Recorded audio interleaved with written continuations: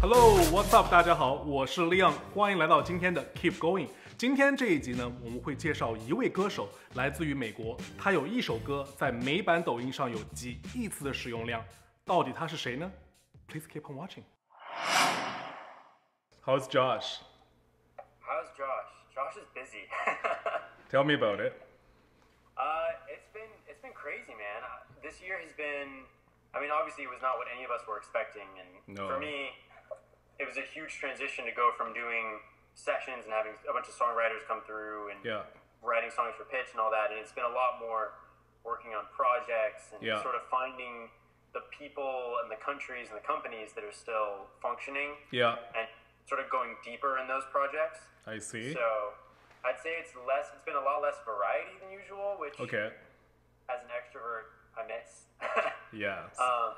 But I have enjoyed the depth for sure, and like really kind of digging in and working on certain projects has been a lot of fun. I think for a lot of the Chinese viewers, like they know you because of all your work you've done in China. You know, obviously you worked with Chris Lee, with Roy, with all the big Chinese stars. But I think they don't know you as like actually you are an artist as well, right? So I think I want you to give yourself a little bit of introduction on your artist project. You know, tell us more about it. Well, introduction. Yep. And we're gonna try. 你好，我的名字是 Josh Cumbee. Great. You're really good. I need to learn more. That's as far as my Mandarin goes. I'll teach you more. Yes. Please do. Yeah.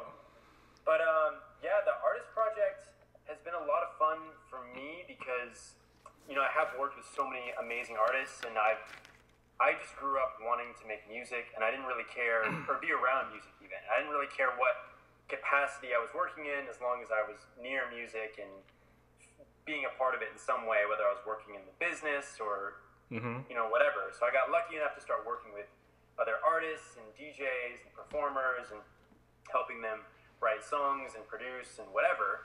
And as part of that process, I had a songwriting session with this Dutch DJ, Armin van Buren, who's incredible and like one of the nicest, just kindest people you'd ever meet. Yeah.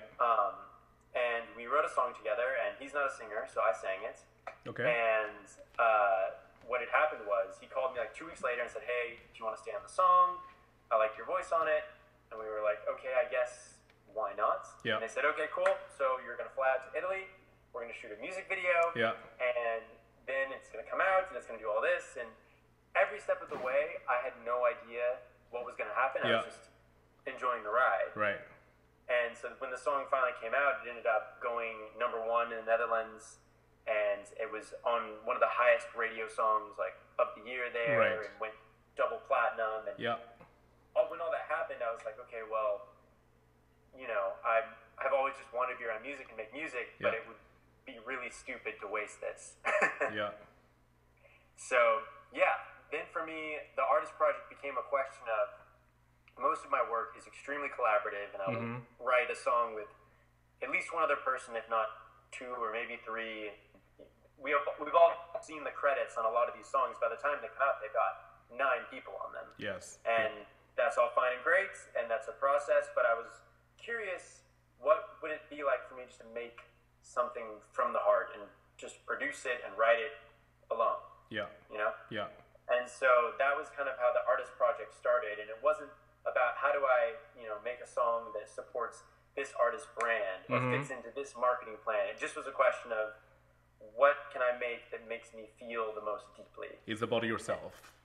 Yeah, exactly. And the hope is that maybe if it makes, you know, me feel deeply, out of the 7 billion people out there, we can find a few more who feel the same. Right. So I know you have worked with a lot of like, you know, Western artists, like big ones like Chris Brown, right? Madonna, you know, Fergie, and the K-pop artists like Taeyeon, right? And the Chinese artists like, you know, we don't even have to list all the names, but have you kind of noticed like a big difference like between different culture? Like, how do you see the difference? I mean, the difference is, I don't know if I love the word difference because it sounds like a negative thing in a sense. And when I first started out in this kind of songwriting scene, I would meet songwriters here in the US who didn't really understand making music for other countries or in other languages. And since then, I think we've had so many, you know, test cases that have proven that songs can take off from anywhere, and you have the BTSs, or like even Psy before that, or the Despacitos, like all those things, where they're these songs that launch in other countries and take over the world. And so I've always just loved the collaboration because we all hear music differently, but we all love it the same. Right, the passion is the same. Exactly.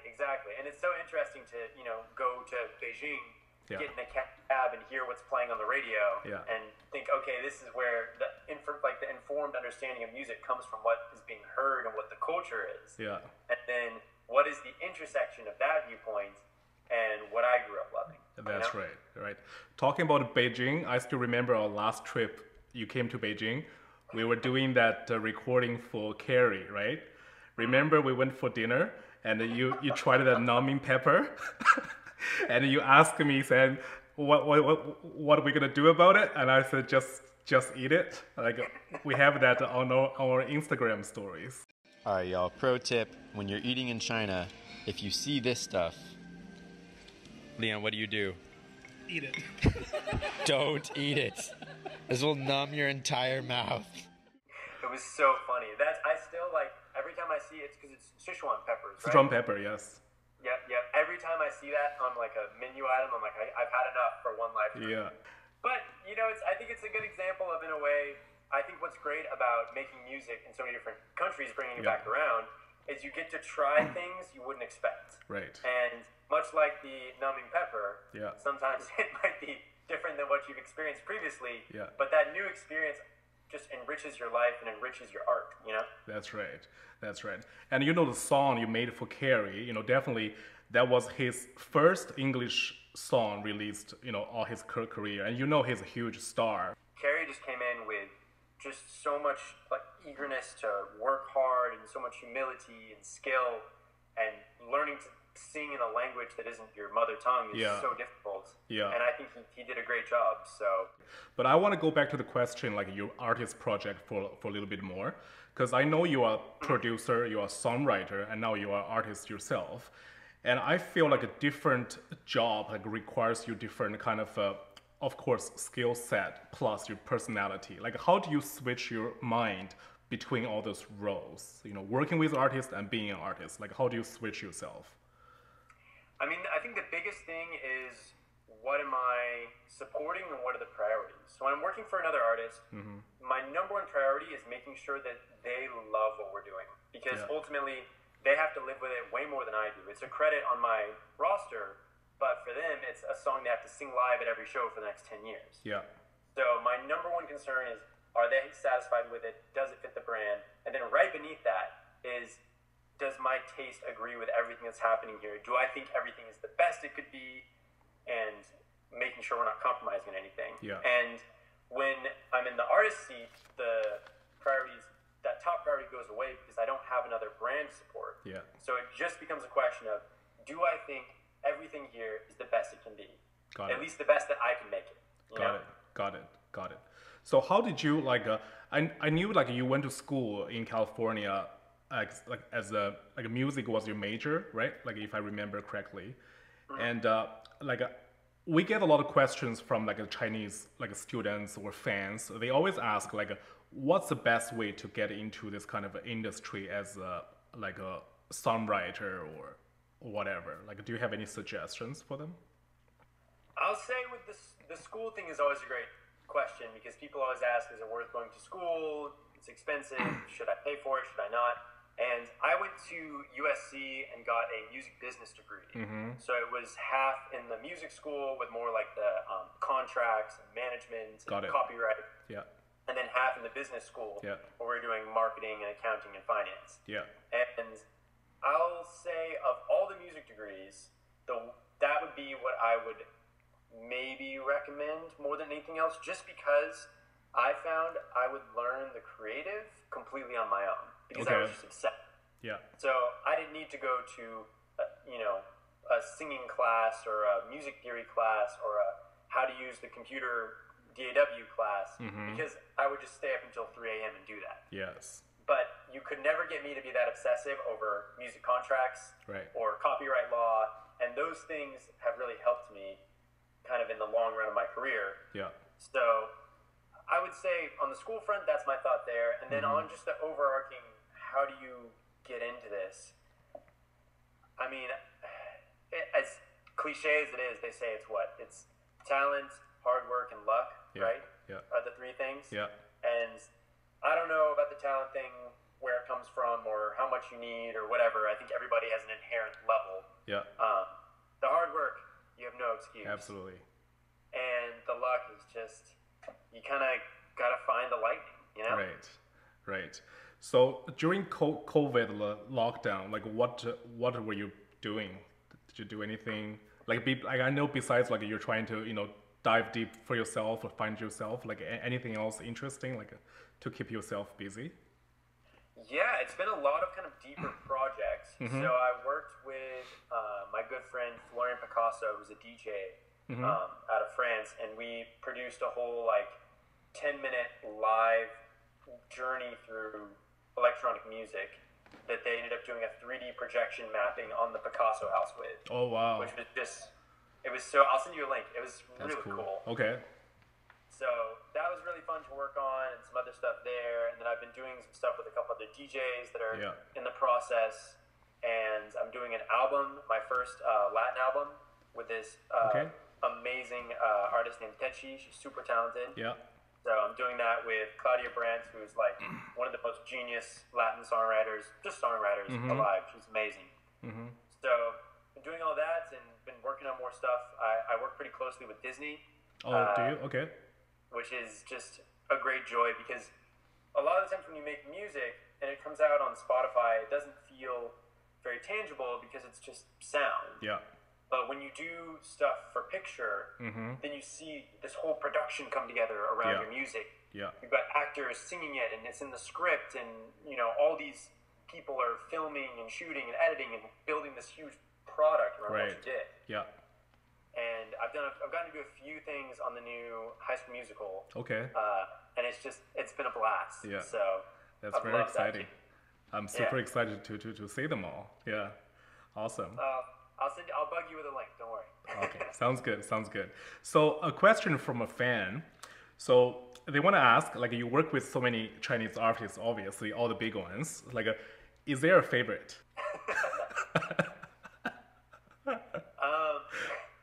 That's a trap if I've ever heard one. Okay. No, I'm kidding. No, I mean, I would say every artist was different and kind of brought something different as far as, what I consider every project an education. Yeah. And, I like to think that maybe there's something that I can teach in the process, even just as a cultural exchange. Yeah. But I learned so much from every artist in terms of every song being different and how to handle each situation. And I will say one thing that has been really remarkable for me, particularly, and I would say this for all of the Chinese artists I've worked with, pretty much, there's an incredible humility in a lot of the really big pop stars that come from China. And that is not always true in other countries. And I think it is to the detriment of those artists because people don't want to serve them in their project and in their brand, or people are afraid to tell them that they don't think that something is the best it could be. But pretty much with almost every Chinese artist I've worked with, there's been a universal sense of humility and of putting the music before the ego. Okay. And it's been refreshing and just exciting to have people prioritize the song over the persona. Right. Understand. So let me rephrase the question again. So you don't have a favorite artist, but do you have a favorite song like you worked on with the Chinese artist? I mean, maybe because it's on the more recent side. I love Ain't Got No Love. Okay. It's such a cool record. Yes. Because when that second verse comes in, I played the live bass on it, and it's got this big funky swung groove, and those chords are just, I don't even remember what they are. If I said it once, I said it 1,000 times before.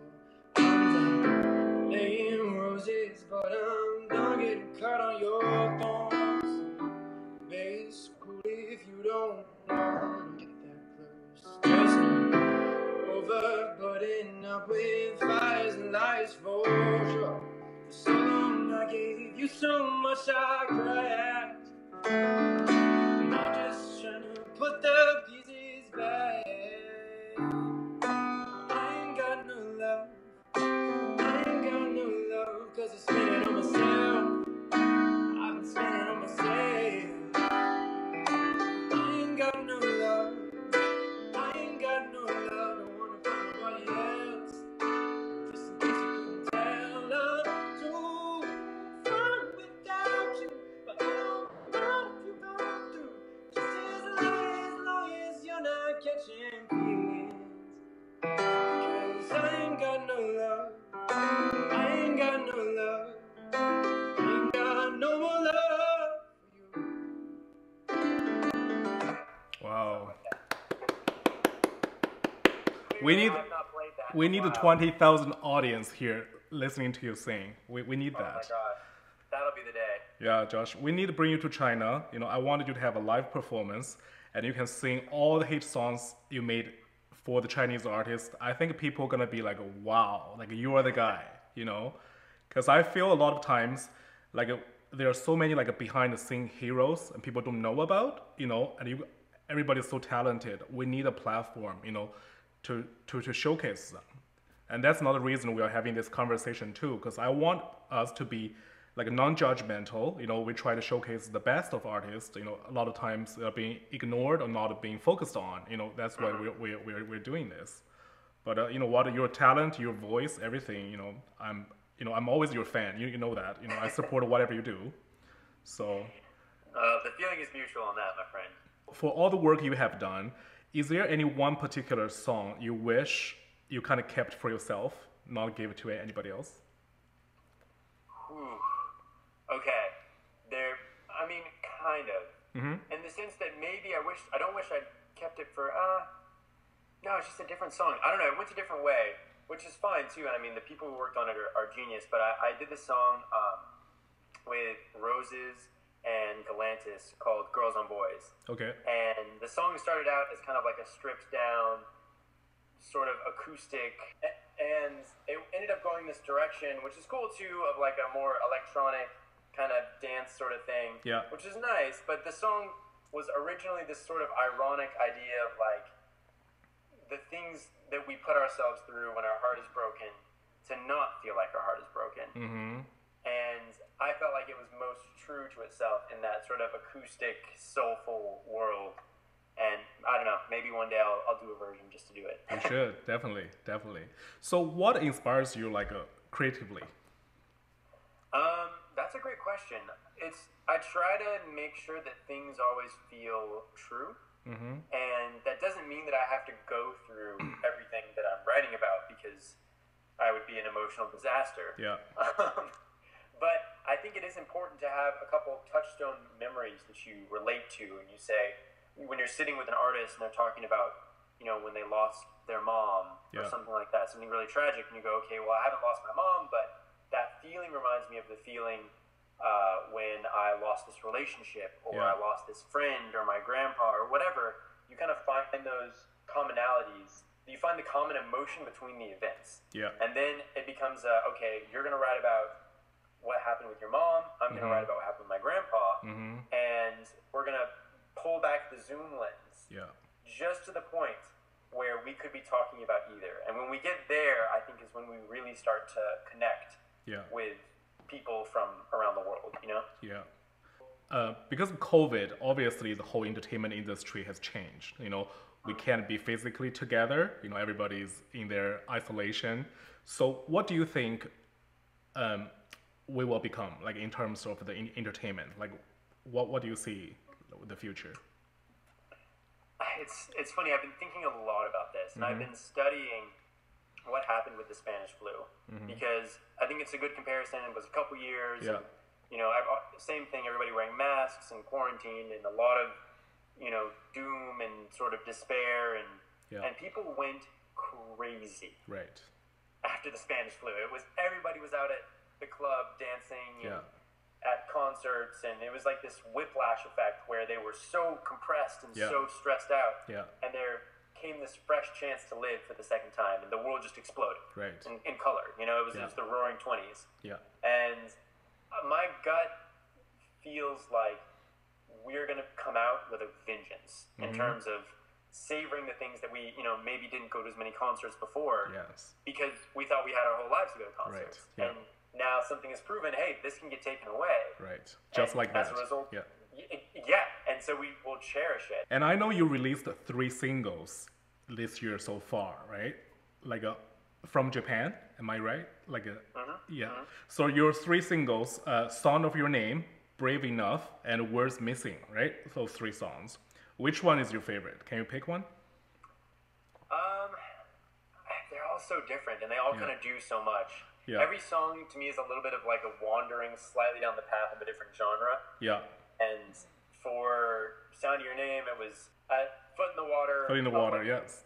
The country kind of world of songwriting that I admire so much, and kind of that lyrical storytelling. And Worth Missing was actually kind of really grew around this idea. You know the song Iris by Goo Goo Dolls? Yeah. Yes. There's this break in Iris that has this like dun dun dun dun dun dun dun dun. It's this huge like stringy acoustic guitar moments, and I was like, man, it'd be so cool to have a whole song be built around that idea. Yeah. You know? So that was kind of that one, and then Brave Enough was just me thinking of this kind of specific emotional memory, and I was like, how do I translate this into something that isn't just about me, you know? Yeah. And do you know on the Chinese streaming platform, Lifetime is the highest search song, like out of all your works, like Lifetime. That's the one. Really? Yeah. Oh. And I read some comments from the Chinese fans. It's really funny because everybody's talking like they make a little story of talking about like the love from their father, from their parents, or something like that. There's like a story in all the comment section. It's quite cool. Yeah, we have to love that. We have to share some of that with you so you know what they're talking about. Wow. Yeah, I would honestly love that. It's every once in a while I'll get like a note or something like that from somebody who will send me like a paragraph on, you know, hey, I heard this song and just want to let you know this is what it meant to me. Yeah. And that's like one of my favorite things about my job, bar none, to think that, you know, I can do something here in California and have it profoundly emotionally touch someone the way it touches me. Right. 6,000 miles away. It's the coolest thing ever. Exactly. So what's your future music plan? That's a great question. I mean, it's interesting, obviously with COVID and all, certain things are kind of on pause. Like we're looking forward to doing some live performances in Japan this year and all that, and that's definitely not happening.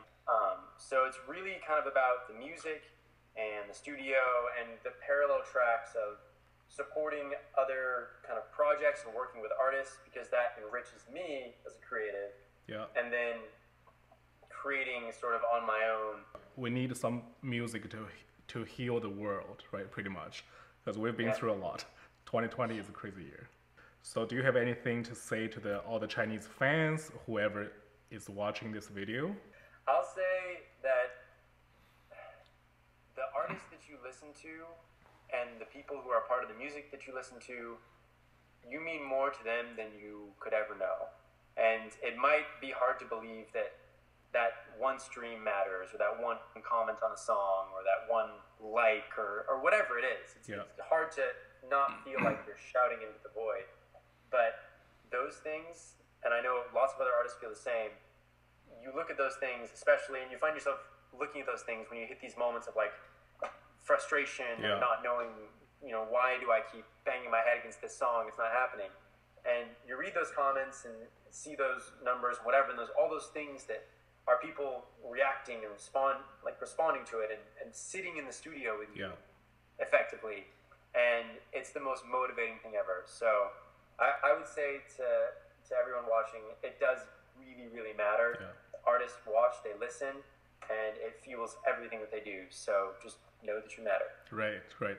So all the Chinese fans, please, out there, go subscribe Josh's channels and QQ Music, right? NetEase. Yeah. Everywhere you can find Josh, please listen to his music, stream his music, and support him. He is such a great artist, great person, after all. So, you know what, Josh, thank you so much for your time today. You're the man. 谢谢. Thanks, sir. 不客气. Yeah, thank you very much.